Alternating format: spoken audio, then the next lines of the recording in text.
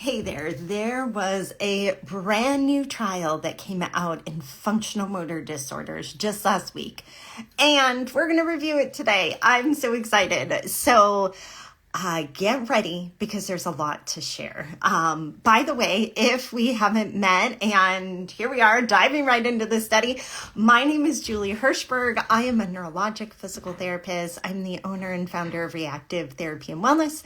I'm in the Los Angeles area, and I absolutely love reviewing articles. I love reading. I think you know that about me. And I love kind of breaking down some of the research for other clinicians and for our patients as well. This particular article and this study, I have been waiting for a very long time because it is the very first randomized controlled trial in functional motor disorders. So I can share pictures again on here. So I'm going to even share you the name of it. It is free full text, and it was published just last week in the journal Lancet Neurology, so a very big journal.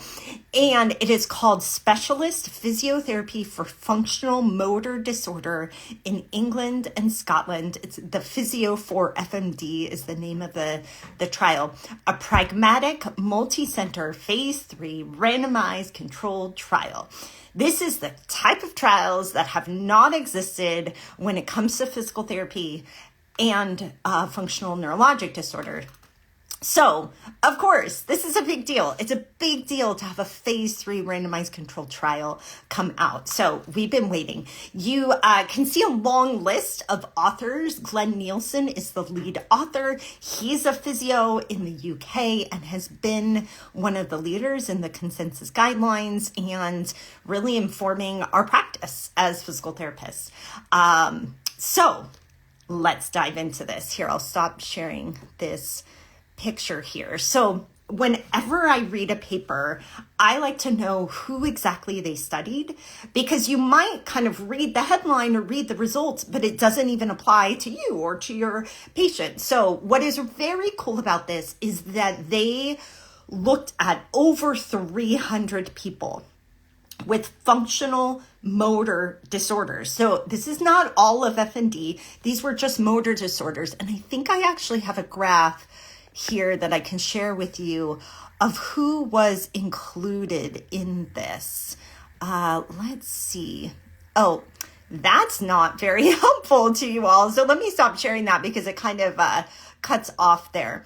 So I'll share with you who were these folks with functional motor disorders, because it was a broad group. And I'll pull up this particular graph. So I always like to see how old were these folks. So they were adults, so older than 18. Their average age was 45. They were primarily female, so they were 74% of them were female. And actually, as in every great trial that gets published, it goes through all of the characteristics of the folks who participated. But what I wanted to share with you particularly is what kinds of motor disorders did these people have? So weakness was the most common. So functional weakness. Functional gait disorders were the second most common. And then tremor, mixed movement disorder, jerks, and then dystonia, not very common. That was just 7 people in the entire trial. When you look at this, you can think this is not applying to people with functional seizures. This is not applying to functional sensory disorders. This is just motor disorders. So that's the first thing to think about. The other thing is that they didn't just do this phase 3 out of nowhere, right? So they did preliminary feasibility studies to see if a specialty physiotherapy program for people with functional motor disorders would be helpful. And this was published a while ago, and they found it helpful. It was a smaller group. I think this was about 80, and they did the intervention over a shorter period of time, but they found it very beneficial for people with functional motor disorders. So hence they went to the phase 3 randomized controlled trial, and they did this all over the UK. I think I have a little map. Oh, I thought I had a map here for you. Yeah, here we go. So they were randomized. So that's the great thing about a randomized controlled trial. Participants were randomized to either get this specialty program called Physio for FMD or to get treatment as usual in physiotherapy. So the Physio for FMD program was 9 sessions, and they did these over the course of 3 weeks, so about 3 times a week. They have this workbook, which, by the way, is totally downloadable for you. They guided sessions with this workbook. And the therapist implementing the intervention had like a week-long training on how to do it. I think it was 5 days. And here's the great thing is when you look at the data, people did it. They did almost everybody did 9 sessions, 8 to 9. Most people completed, which is great. So people were able to do it. It was safe. There were not adverse events that were related to doing the intervention. So all of that is good. The folks in the usual physiotherapy, some of the things they found in the study is that they actually, it took them longer to get started in physical therapy. That makes sense to me, not only in the UK, but here in the US, it can take a while to get started. But on average, they had, I have so many numbers in my head right now. Let me take a look at it. I think it was 4 to 5 sessions of physical therapy compared to 9. So they had a lot less in their usual care than they did in this specialty program. So that's the group, that's the cohort that we're looking at. And again, this was a lot of people. So 179 of the people were randomly assigned to this specialty, Physio for FMD, and 176 were referred to treatment as usual. Now, one of the things here, I'll stop sharing my little map here. One of the things that they did note is that the trial got halted during COVID-19 and the lockdown. So there were a good portion, I think it was 89 people total that were excluded from the primary analysis because they couldn't continue during COVID-19. So during the lockdown. So that was something to consider as influencing, and they do some analysis on this as well. So maybe you want to know, what is this Physio for FMD? And again, this, I want to call it an approach, but it was guided by a workbook, but it's specific physical therapy intervention for motor symptoms in FMD. And I went through the workbook, I went through the protocol of the original trial, and essentially they're really looking at changing somebody's automatic movements as you would in motor functional neurologic disorder. They look at specific functional tasks like getting up to stand, like walking, getting out of bed, just like things that we would do on a day-to-day basis. And can those be shifted when a person, now they don't use the term externally focused, that's my favorite word. They might use distraction, but basically where attention is shifted from the body to a goal. So this was the hallmark of the intervention. Other components of the workbook and the intervention are a lot of education on what is functional neurologic disorder, what are some of those connections that have gone awry, what is attentional focus, why might somebody have a particular attentional focus in functional neurologic disorder, and how to shift that and how to manage it in your everyday life. So I think overall, a definitely a motor focused intervention, and but going beyond just what's happening in the intervention and really working on ways to manage symptoms and be independent in everyday life.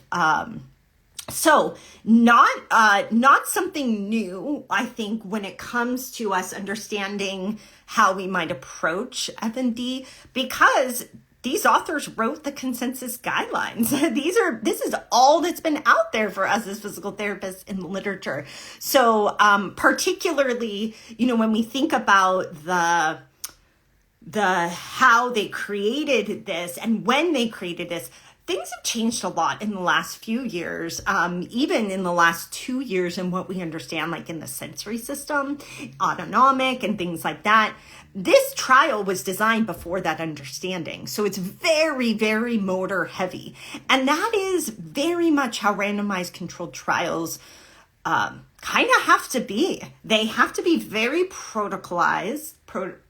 Did I make up a word? Follow a protocol is what I'll say, and very specific. So that's why it's for functional motor disorders, and that's why it's a very motor focused intervention. Now, of course, I'm thinking, where's the sensory system? What about the autonomic nervous system? What about lifestyle factors? So those pieces, not part of this intervention.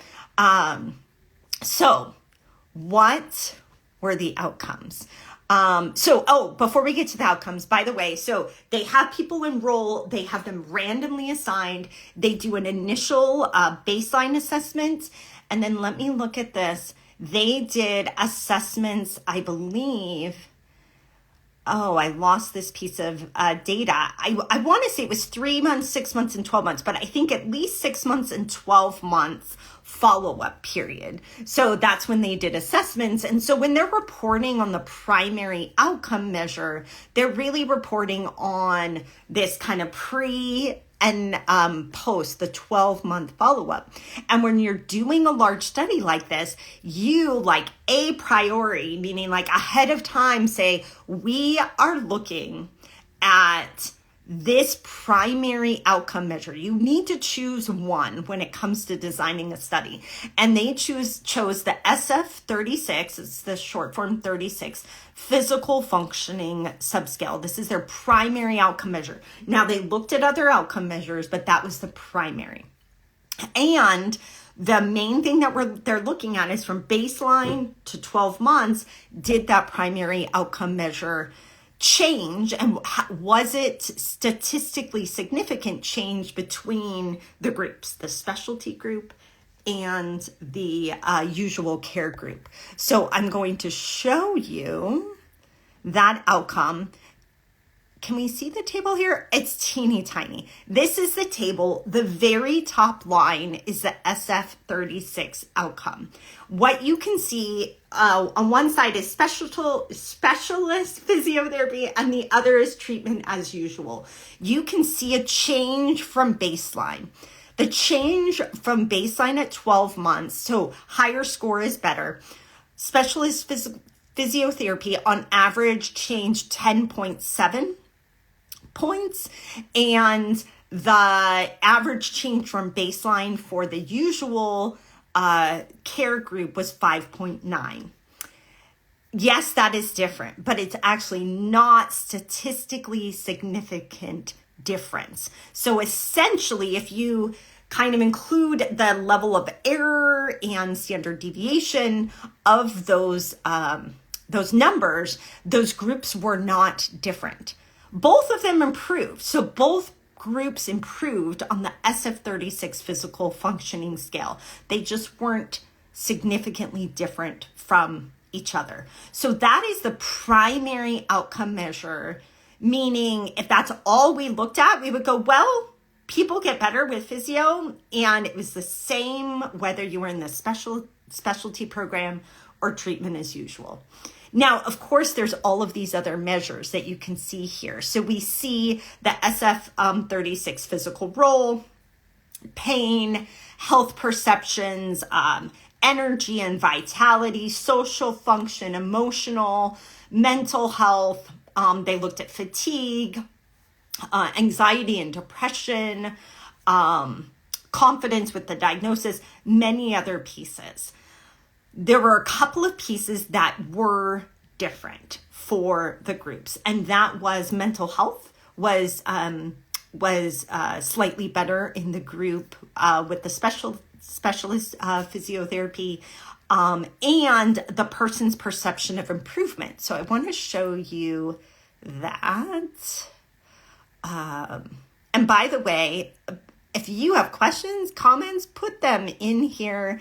I'm happy to chat about this. So these were some of the difference. This is a little bit cut off, but this is one of the scores looking at the person's perception of improvement. And so in the top, you can see 6-month and 12-month outcome. And you can see that the specialty group, which is the second bar, had a larger amount of folks that had a much improved perception of outcome compared to the usual care. By the way, I felt like as I was reading this, there was an appendix with tons of data. This was one of them. This is a supplementary table. So if you get the article, which by the way, we'll put in our newsletter this week, you can download the article, then you download the supplement. It has a ton of extra data and these supplementary tables. One of the other differences between the two groups was how satisfied the people felt about their physiotherapy. And so you can see a great difference here between the treatment as usual and the specialist physiotherapy, with a much larger percentage of the people in the Physio for FMD program being more satisfied with it. So again, the primary outcome, the SF36 physical functioning, not different between the groups statistically, but there were several things that were different between the groups that I think that the authors said were important, but also I think they were important too. And I just want to give a graphical version of this.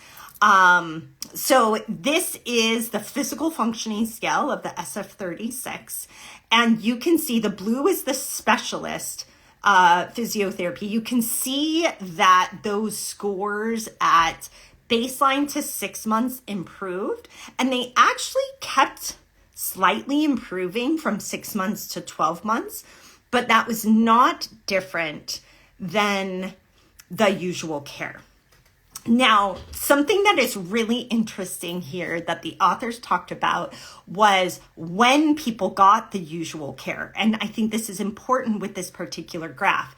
So people in the Physio for FMD, they got the care at that like steep part of the line. They got it early on. So they had that improvement early on. Folks in usual care had to wait quite a bit of time to get physical therapy. And so you can see their scores start to go up in the SF36 more in line with when they actually got therapy. So they got therapy closer to the 12-month mark than the people in the Physio for FMD. So could that be a reason that those ones ended up more similarly, at least at 12 months? It's possible.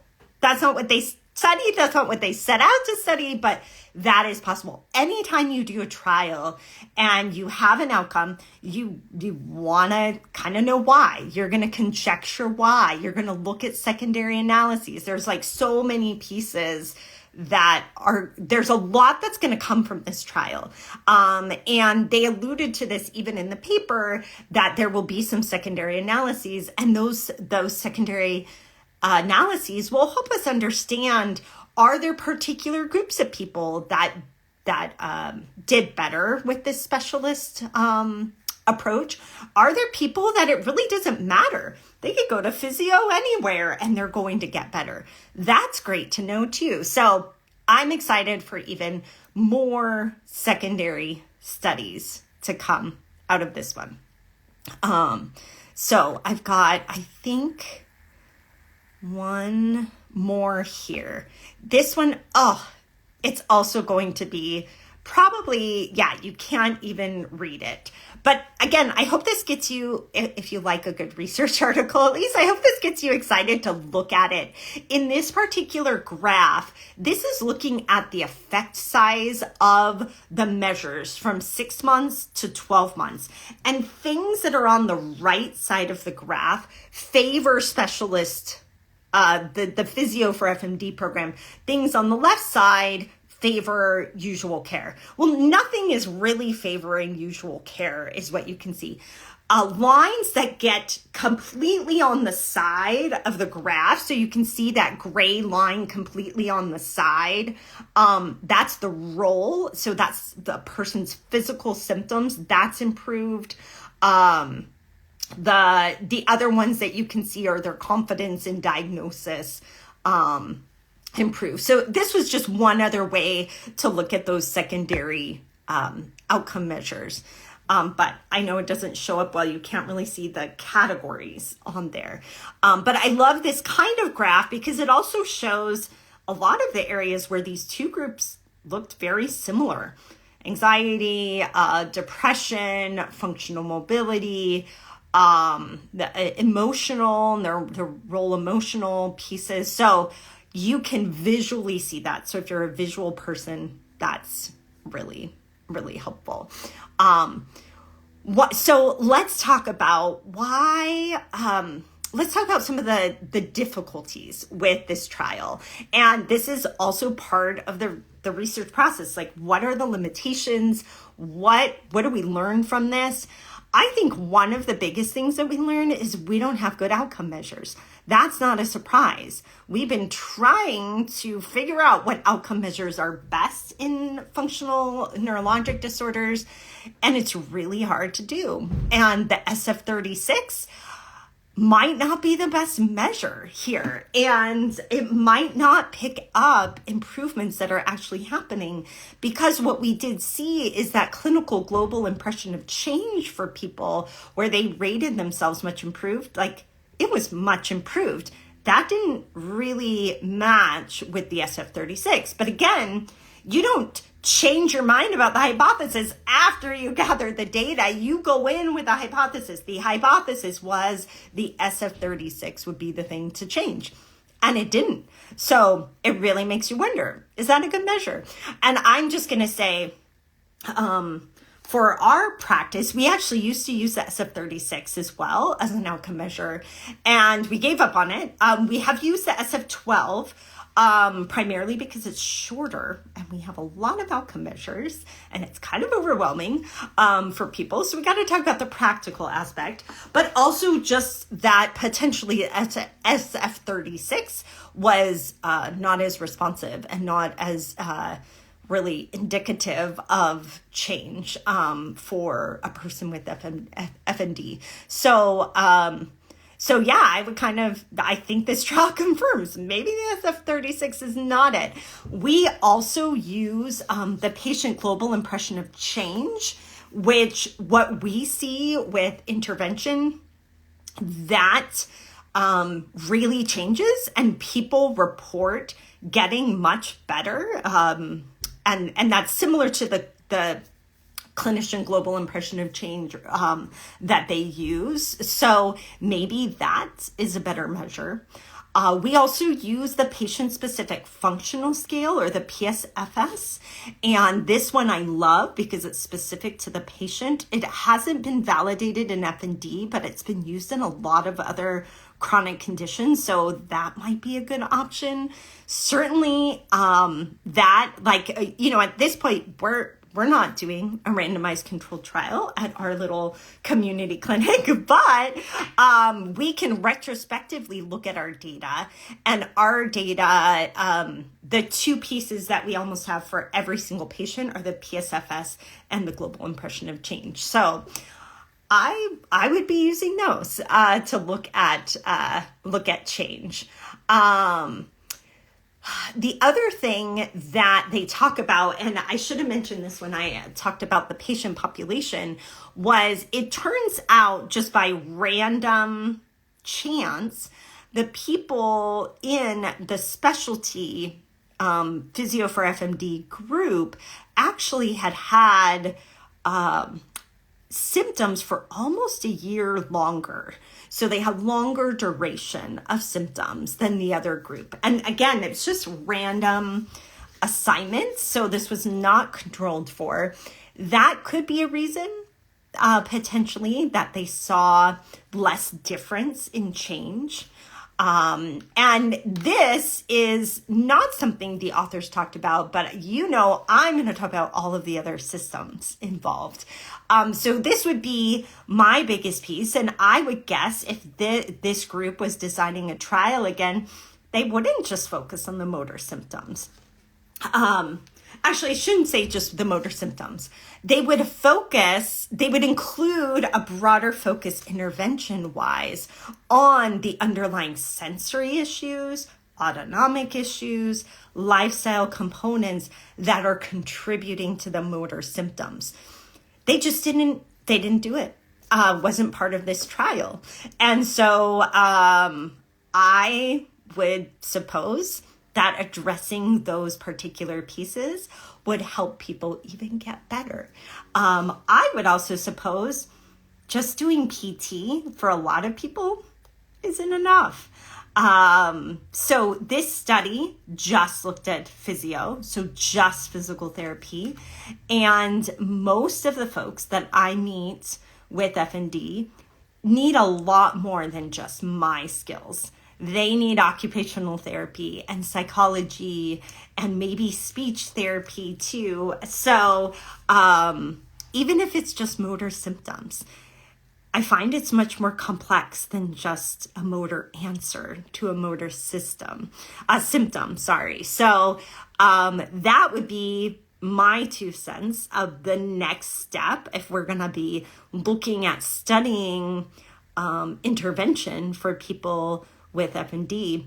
I quite frankly think it's a little more individualized and it's more holistic than just addressing attention and expectations and the motor symptoms themselves. So, but maybe that's already in action. Maybe that's already in the next trial. Maybe they are already designing the transdisciplinary trial that we all need in FMD, because that is, at least in the last couple of years, that has been what has shown to be beneficial. And the pathophysiology has also shown that it is more broad than just looking at attentional focus to symptoms and expectations and understanding of the diagnosis. Those things are really important. And I think this trial and this intervention address those well. But I think there's just a lot more because we're complex and our brains are complex and our bodies are complex. And this is my last piece of this soapbox about randomized controlled trials. I think it's very hard, extremely hard to do a randomized controlled trial in a very heterogeneous population. When you meet one person with FMD, that's one person. Everybody looks so different. And the underlying mechanisms for each person are so different. This person broke their ankle and developed it. This person had a traumatic event and developed it. This person had a dizziness episode. This person has had a sensory processing difference their entire life, and that's how they developed it. So it gets really hard to develop a randomized controlled trial for all of those different types of people.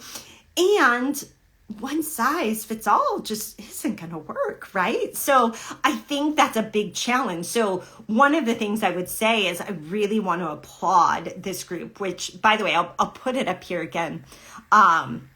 Wonderful group out of the UK. Glenn Nielsen as the lead author, but so many people went into the work of this, and to get the first large randomized controlled phase 3 trial, blinded, by the way, did I say blinded? is blinded, meaning the assessors didn't know what group people were in. To get that out there in functional neurologic disorder is a huge step forward for us. I'm excited and proud of our profession for doing this. And even though that primary outcome measure that they decided on a priori didn't show a difference between the interventions, there were some things that were different, and everybody got better, and it was very safe, and people didn't miss their appointments. It was a very strong trial in that way, and I'm excited for more things to come and for us to continue to get better in what we do and the care that we provide people with FMD.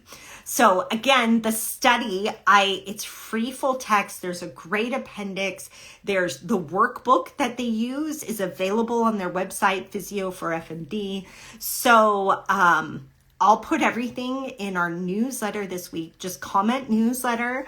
I will send you the link. It goes out on Fridays for clinicians and Mondays for patients, but I will be sure to send this out in our newsletter this week. And as usual, keep the questions coming. I'd love to hear from you, and comment. I want to hear your thoughts about this big study that just came out. So thank you for caring about FMD, and for a lot of misunderstood diagnoses.